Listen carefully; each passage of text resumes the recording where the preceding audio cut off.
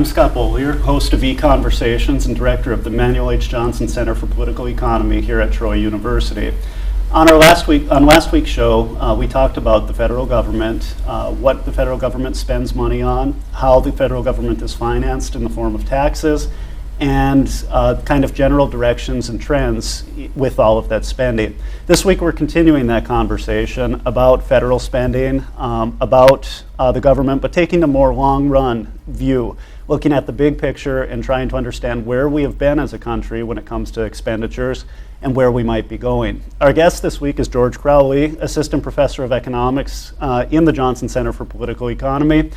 He's trained in public choice economics, which is the study of government and how government behaves using the tools of economics to understand their behavior. Welcome to the show. It's great to have you here. It's great to be here. Thank you for inviting me. Let's get right into it. Last week we had Dan Sutter on the show. He put up a lot of data on expenditures, talked about some of the big categories of spending: Medicare, Social Security, Medicaid, interest on the debt, and defense. Those are kind of the big ones. When you add all of those together, it's into the trillions. Is that something, are we in new territory here in the present, or has it taken us quite a while to get to where we are? Yeah, it has taken us quite a while to get here. I think a lot of people are surprised to see how small the federal government was in the early history of the country. It's only been since essentially the 1940s or so that we've reached the levels of spending that we are currently at, and we truly are at unprecedented levels, even by those standards today. So we have a slide here, and according to this, the government in 1900 was at the federal level only spending about 3% of gross domestic product, and today that number's around 25%. Yeah, that's correct. The way to interpret this slide essentially is of all the stuff that's produced in the country, what percentage of that is essentially paid for or consumed by the government. Early 1900s and even going back further than that, the government spending as a percentage of GDP or total national income was only about 3 to 4%. You see there are some peaks during war times, and then but ever since essentially the late 40s, early 50s, it's been this steady incline to about the level we have now of around 25%. So if we were to go back to the previous century, would that line probably be under 5%? Was Yes. the 19th century a period of pretty small government? So this is a recent phenomenon. It is a very recent phenomenon in the history of the country for sure, and even in the last 100 years or so. Yeah. When we look at some of these spikes, you see a big spike for World War I, another big spike for World War II, but you come back down after some of those spikes. Is there anything you can say about those periods? Wartime spending, of course, you get big bumps up. Sure. Yeah. Of course, during war, you'll also see that there's a bit of a rise up during the Great Depression period and the current crisis. During periods of crisis, be it war, or financial crisis, or something else, you do see these we call them ratchets up in government spending. They're called a ratchet because it's a huge jump, and then, as you noted, it does come back down, but it never comes back down to the pre-crisis level. So as I'm sure we'll talk about as going forward here, the problem with this is that a lot of these crisis type programs tend to persist long after the crisis itself has ended. Let's look at this next slide that you put together for the show. It translates, if I am understanding it right, it translates all of what we see in the previous slide into dollars per person that's being spent. Yeah, that's and correct. This is just federal money, This right? is just the federal government spending. We'll have a slide later about state and local spending, but the way to interpret this, as you said, is early 1900s or so, the federal government was spending about $200. These are real dollars, adjusted for inflation. About $200 per person. That's in 2011 dollars. This graph here is in 2005 dollars. Okay. We've had a bit of inflation apples to since apples, then, essentially. Yeah. So about $200. You see that per person at the federal level, and you see that there are the spikes again during periods of crisis. But ever since the post-World War II period or so, you've seen this consistent increase in government spending to the point now where the federal government is spending roughly $10,000 per person in 2010. Wow. It's amazing, and because it's per capita, that means households are spending tens of thousands if it's a big household. If you Yes. if you do the math. Yeah, that's I mean, correct. some are spending more than others, Yeah, but definitely. the math is pretty depressing when you think of a household of four. Yeah. When we look at all this spending, Dan Sutter last week talked about some of the big entitlement programs. Your data supports the idea that much of the spending is driven by what you call transfer payments, definitely. entitlement programs, and we'll put up a slide here that captures the growth in government. Right, and the reason that this is a bit troubling to economists is because if there's one thing that the broad range of the profession would agree on, from like the most extreme libertarian economist to the furthest on the left economist, is that the role of government should be defense, or at least the primary role of government should be defense.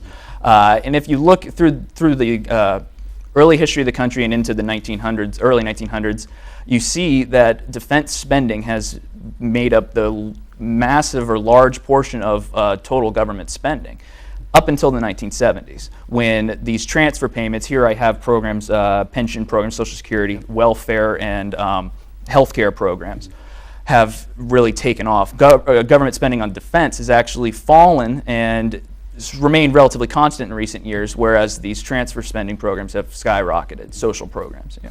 So if you look at the very end, in our first slide we said that it's about 25% of GDP that's going to expenditures. Almost 20% of that is transfer payments, the Yes. big three, Yes. essentially, and then defense spending makes up another 5 or Yes. so, and then there's a little then bit there's- left for discretionary. Right, exactly. So when people hammer discretionary spending, things like NASA and some educational spending and things like that, federal highways, that's just a drop in the bucket relative to some of these other categories. That's definitely correct. I mean, cutting those types of programs would certainly lower government spending. I mean, you can't argue with that. But as far as making any real changes to the size of the federal government, it is a drop in the bucket. Yeah. Let's get to the theory of it a little bit. There are a lot of people who have different views about why government has gotten big. Some people think it's just a change in culture. Some people think it has something to do with just the increased demands in the 21st century for defense and things. Of course, the data doesn't really support that theory.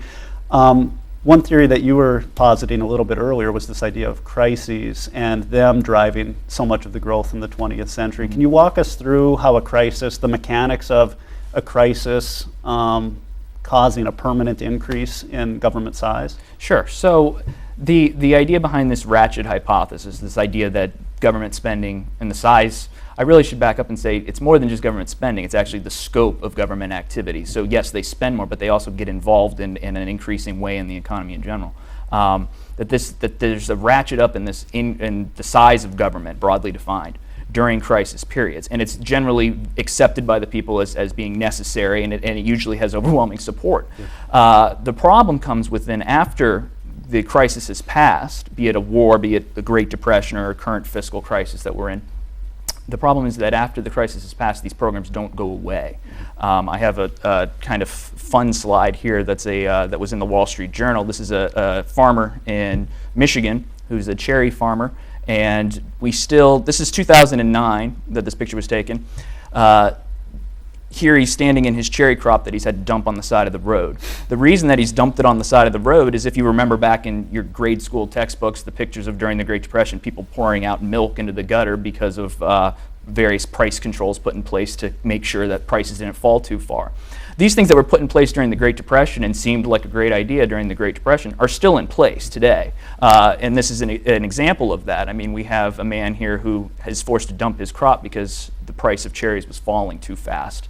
So that's just one example. Another example would be post 9/11. A lot of people don't realize that, or a lot of people have forgotten that the TSA, the guys that screen us as we get on the planes, was invented essentially just after 9/11, that this agency was put in place, and now we essentially accept it. So these are just types of programs that after a crisis tend to persist and lead to these permanent ratchets up in government spending.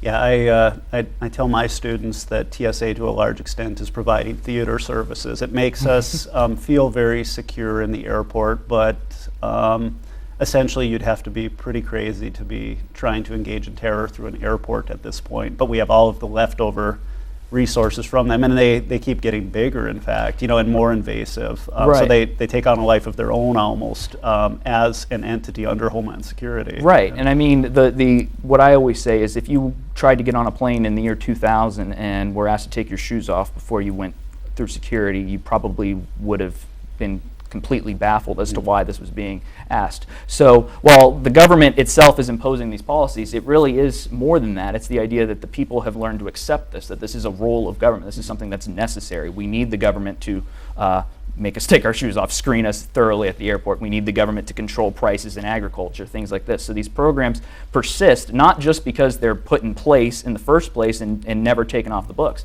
but they're essentially allowed to persist because the people have learned to accept this as a role of government that's necessary. Not only have the people accepted it, but you get all of these competing agencies that cause a lot of confusion and overlap and redundancy. You have a slide here that's a picture of tell us what this is. Yeah, so this is one of my favorite pictures. This is actually a picture taken by a professor at West Virginia University named Russ Sobel of a gas station in rural West Virginia somewhere. This is just this translates everywhere. It's not just a West Virginia issue that you will see these business licenses. I think there are 13 in total on these two pictures, put up in something as simple as a gas station. Russ always likes to comment that he wanted to make sure that people were aware that they're not performing open heart surgery in this gas station. This is just a gas station. But what ends up happening is when a crisis occurs and these various bureaucracies are created, you're essentially creating a constituency of people that then thrive on the bureaucracy itself. So you end up creating all of these agencies. Each one has an incentive to make themselves as important as possible so their budgets don't get cut. And you end up with really serious overlap of regulations to the point that to open a small business, you have to jump through a variety of hoops. Yeah.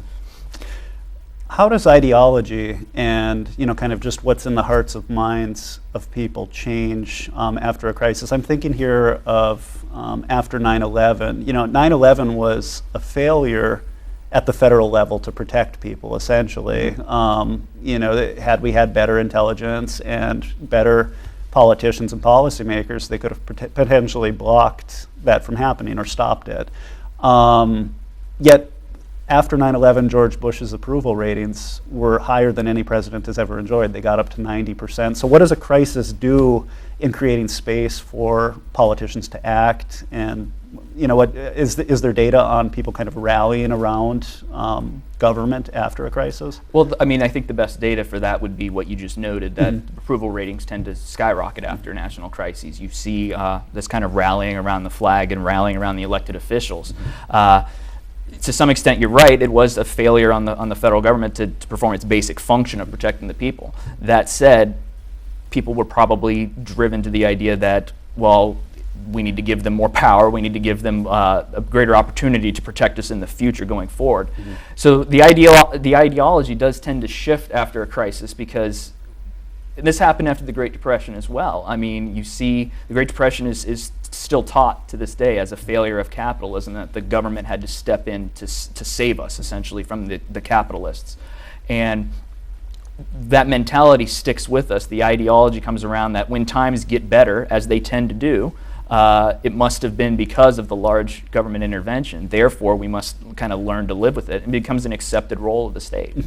Happened again after 2008, of course, with the financial crisis, and people thinking it was just a lack of, it was capitalists who caused the crisis. It was a lack of intervention and a lack of quick action that's causing it to perpetuate. And I think that story kind of persists. I want to shift gears a little bit here and ask you what's happening at the state and local level. So we see all this growth at the federal level. Is there any good news at the state level and local level when it comes to government spending over time?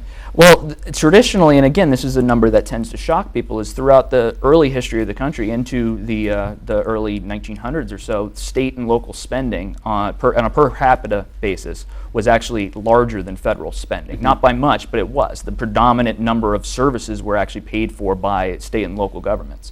That has changed in recent years, and we see that federal spending now trumps state and local spending. Both are actually skyrocketing at almost the same rate, however, in recent years. So as far as if there's better news at the state and local level, you can't really see it in the data, at least. So this graph here is federal spending and state and local spending. So when you look at like the burden on the average household, combined federal and state spending per capita adds up to, you would add these two numbers together, Yeah, that's 10,000 correct. plus 8,000, and it's about $18,000 per Yeah. person, Yes. which sounds right. If you think about the average American makes 45,000 or so, they're paying 18,000 in state, local, and federal taxes. Those numbers sound More or like less, they're in yeah. the ballpark. Yeah. Okay. And over time, like you said, the rate has been skyrocketing. Yes, and again, I want to make sure that one thing is made obvious, and that's this idea that this is a relatively recent phenomenon. I mean, if you go back to the founding of the country, and you know, we're looking at over 200 years now, and this is a relatively recent phenomenon. This idea of skyrocketing and ever increasing government spending in general. When you look at this chart and you see some significant you see a little bit of divergence right at the end there, but a pretty big gap between the federal and state.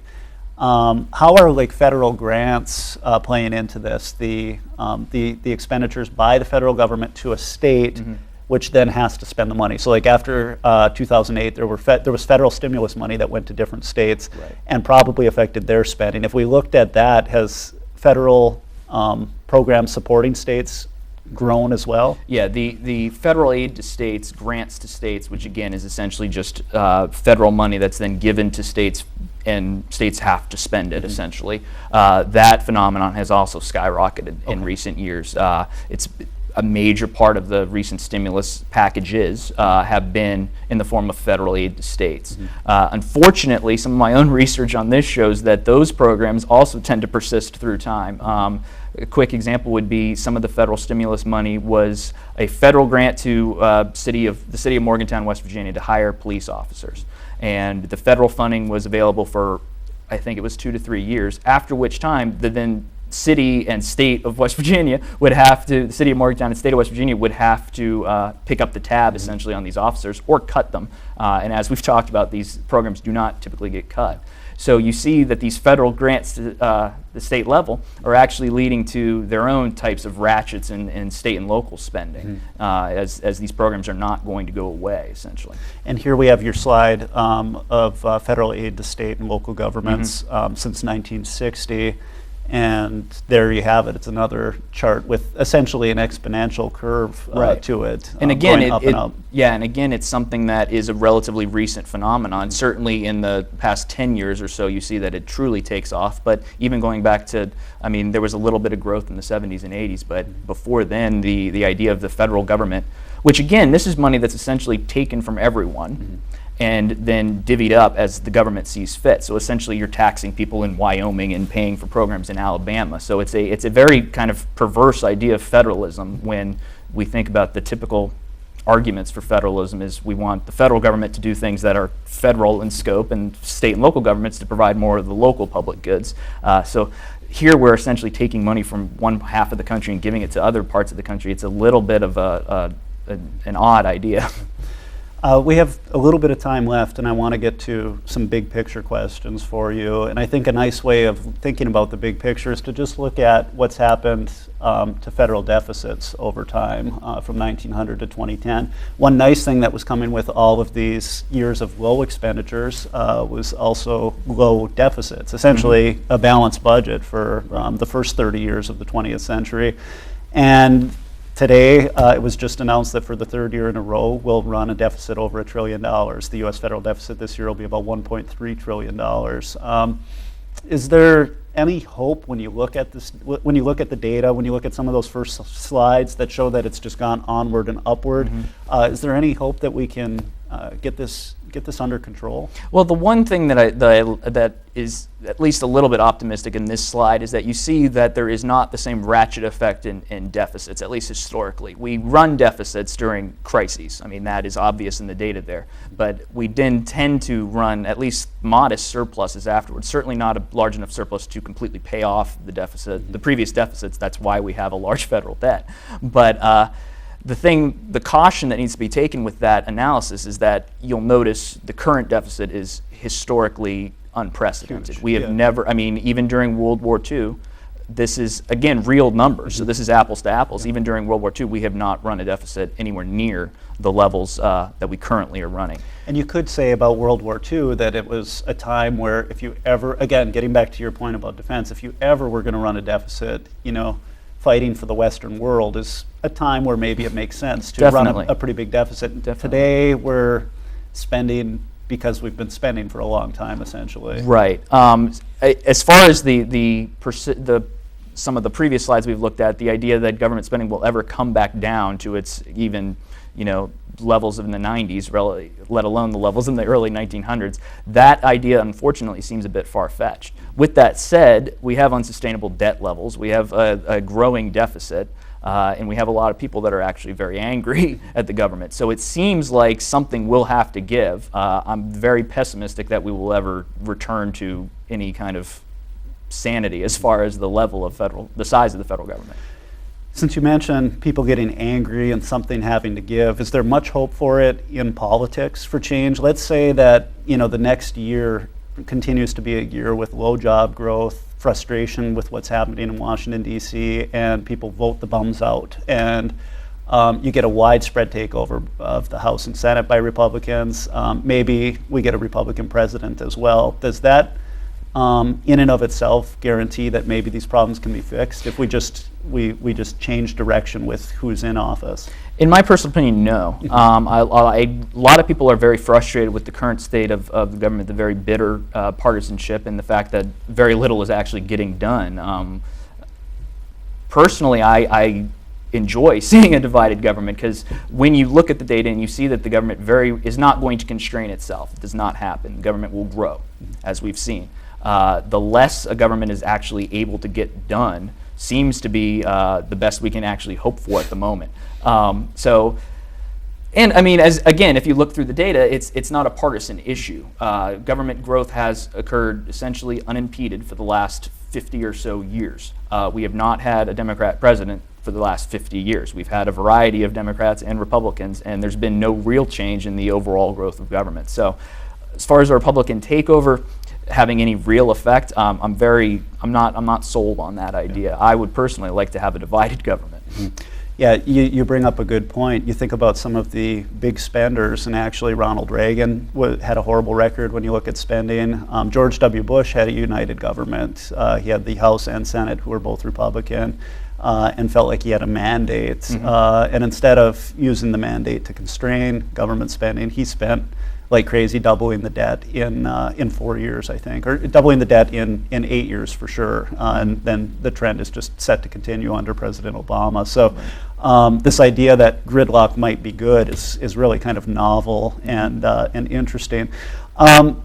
If change and if constraining government growth, not even cutting government growth, can't come out of politics, is there any hope for the Constitution or like a return to an appreciation for the founders and their project? We had 150 years, it looks like in the data, of keeping the genie in the bottle. Could we get there somehow through a constitutional reform of some kind, or just saying that these 10 amendments really matter again? Right. A lot of people look at the Constitution and say that set up the federal government. What many people seem to not realize is that, and more importantly, the Constitution is there to tell us the limited things the federal government should be allowed to do. All right, you can look through history. There was a famous Supreme Court case, Munn versus Illinois, in the late 1800s, where it is essentially the first Supreme Court case that says the federal government has the constitutional authority to regulate industry, okay, beyond what the Commerce Clause actually explicitly says. So there has been this kind of erosion of the Constitution. Are we better off with a Constitution than if we didn't have one? Clearly, yes. That's essentially why we all allow the erosion to continue, because we know we're better off than with a completely unconstrained government. That said, there are probably at least 2 amendments to the Constitution that would probably help constrain government in the future, and that would be a balanced budget amendment, a actual balanced budget amendment with teeth that says you have to spend, you can only spend as much as you actually bring in so that the deficit doesn't increase, or a line item veto amendment that would allow the executive to get around some of the pork projects that typically get bundled into these large spending bills, that we don't have this kind of redistribution from one state to the next just because a senator happens to have the ability to get it into the spending bill. Balanced budget amendments are very popular at the state level, and almost every state, maybe every state, has one in their constitution. There might be. I think they basically there are have a couple. to, right? There are Yeah. a couple that do not Yeah. have an explicit one, but yes, the vast majority do. Seems like it'd be a really tough thing to get Congress to do, right? Because you're tying your own hands, Yes. in essence, if you were to have a balanced budget. Yeah, that's true. The balanced budget amendment at the federal level has come up a couple times and has never actually gained a lot of momentum because of that exact issue. You're essentially asking the government to constrain itself, which is never a popular thing. We're just about out of time here. Just a kind of a last quick question. When you look at the data and you look at the trend line, you can't help but be pessimistic overall. Is that kind of your attitude about the next 10 or 15 years when you look at the scope of these entitlement programs, the how big government has gotten? Is your sense that we're just headed towards Europe in terms of size, or can we at least stabilize that trend line some? I think the idea of stabilizing the trend line is a lot more realistic than ever saying we will see a real shrink in government. And I also, while I'm pessimistic about the size of the programs and the fact that entitlement programs in particular are just going to, the burden of those is just going to increase. I'm also optimistic that that's not actually something that's sustainable. The government cannot do that. I mean, we will eventually have serious problems of carrying a federal debt of that size. So essentially, I think we're going to see at the federal level them being forced to act into something. What that looks like, I'm not sure, but I wouldn't say I'm overly pessimistic, but I'm not optimistic.